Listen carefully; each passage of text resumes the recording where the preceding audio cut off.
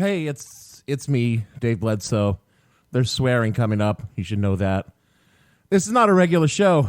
I'm recording it ahead of time and scheduling to go up as I'm attending the services for a friend who recently took his life. There's still jokes. I mean, not great jokes, but there never really are great jokes. And I want to say that it's okay if you skip this show. Maybe suicide is a trigger thing for you. You don't want to hear about it. You don't know my friend, and outside of this character I play on the podcast, I mean, you know it's a character, right? No one could drink as much as I say I do and actually survive. But certainly not now. I mean, maybe 20 years ago. So you don't even really maybe know me. There's no shame if you don't want to listen to this show. But if for some crazy reason you've come across this particular episode of this low-rated, dumb fucking podcast and are thinking of harming yourself, please tell someone, anyone. Convene your own little ad hoc council before you make any long-term decisions. There's even a hotline you can call. It's like the Butterball Hotline, but for helping you not hurt the people you love and yourself. It's called the National Suicide Prevention Hotline, and they are 1-800-273-8255. You wanted it a big announcement, boys? The National Suicide Prevention Hotline at 1-800-273-8255. Call them. Call the fucking Butterball Hotline. Call anyone and tell them first. All right, let's do the rest of the show. If you're hearing this, that means you're probably still alive. I mean, I'm not omniscient and can't account for all possibilities in an infinite universe, including wormholes transmitting my voice decades back in time to a young Dennis Miller, making him the one ripping off me and not vice versa, which is so often opined. Dennis, if you're listening, you stopped being funny after 2001. Keep it together, buddy. It's going to do much better for your career. But Occam's razor suggests that if you're hearing me speak this completely unconventional intro to the show, you're most likely still alive. Unlike my friend, Bernie, who took his own life last week, which is why I'm doing this entirely odd episode that is not what I thought I would be doing this week. I thought I would be talking about some shit that happened when I was a kid and comparing it to some shit that's going on now and saying, what the fuck, a lot. Instead, I'm saying what the fuck because my friend took his own life last week. What the fuck? I mean, I always considered myself anti-suicide because it's rarely a good answer to the problems you're experiencing. But intellectually, I understand it because at the end of all things, it's your life. And you're the one who gets to make these kinds of decisions. But I believe you should convene some kind of advisory committee or something for these things. Like, gather your most trusted people and lay out your reasons and see what they say. Because, hey, if you can convince them, the people that are going to have to be stuck here after you kill yourself, I would say you've got a decent case. But no one ever does that. They mostly, I don't know, just do it. And that's just a shitty thing to do to people. I mean, people have lives, and here you come interrupting their plans, ruining their holidays, and generally forcing them to fork out money to come bury your dumb ass in an expensive box in a rented hole in the dirt. Do you know you only get to rent a grave unless you're like buried in your yard or something, which is illegal in most places? All you're doing is just taking like a long-term lease on a hole that in a century or so, if you're lucky that they wait that long, they just plop another corpse right on top of you. And I think that that's rude. You know what else is rude? Making people dress up and put on uncomfortable shoes and stand in a morose circle around your hole. Women have got to put on makeup, which they're going to ruin by crying when they lower you into your rented hole.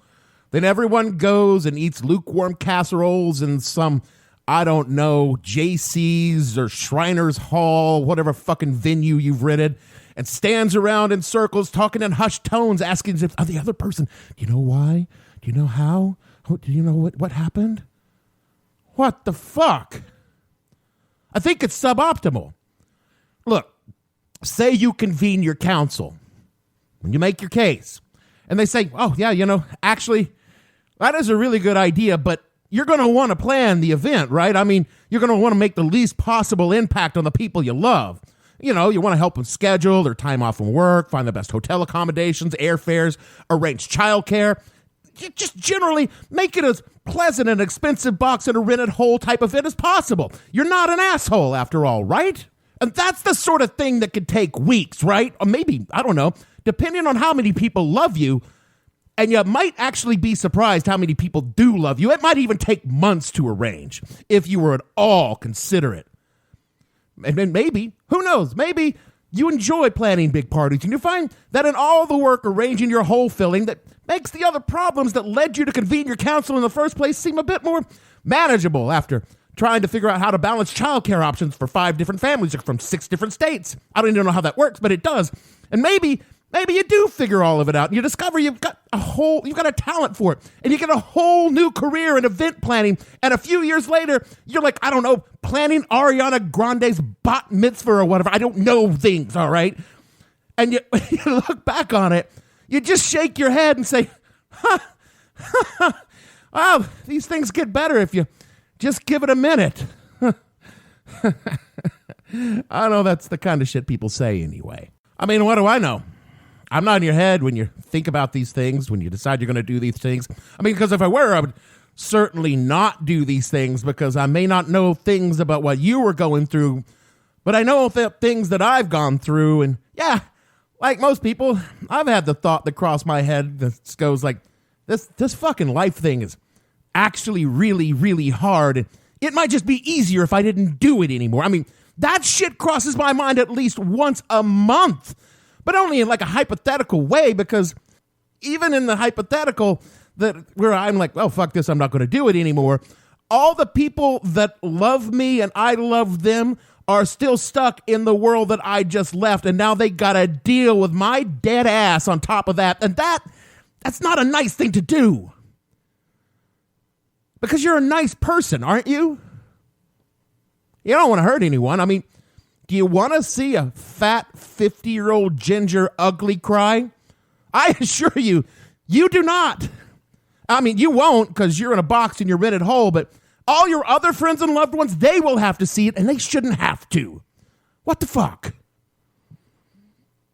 I get it. I don't get to make decisions in your life. We didn't put a ring on it. It's not that you didn't like it. It's just, I'm kind of afraid of commitment. And I have no fucking clue what was going through your head when you did what you did. I know what wasn't going through it. The suffering of those you were leaving behind. I don't think you thought of it because you weren't a cruel man. And only a cruel man would do this with malice aforethought. I think you were hurting. And I think you were suffering from an illness that made you not think about the price of your death to those of us you left behind. In our uncomfortable shoes and messed up makeup, standing around your rented hole watching your expensive box disappear. And I wish you weren't suffering. And I wish you'd call the council to pitch this fucking crazy idea first. And I think our consensus would have been stick around. I think you would have been an amazing fucking event planner for Ariana. But none of those things are what happened. And all I'm left is to just sit here and keep asking, what the fuck? What the fuck, Bernie? I loved you. And I wish you hadn't done that. I wish you'd said something.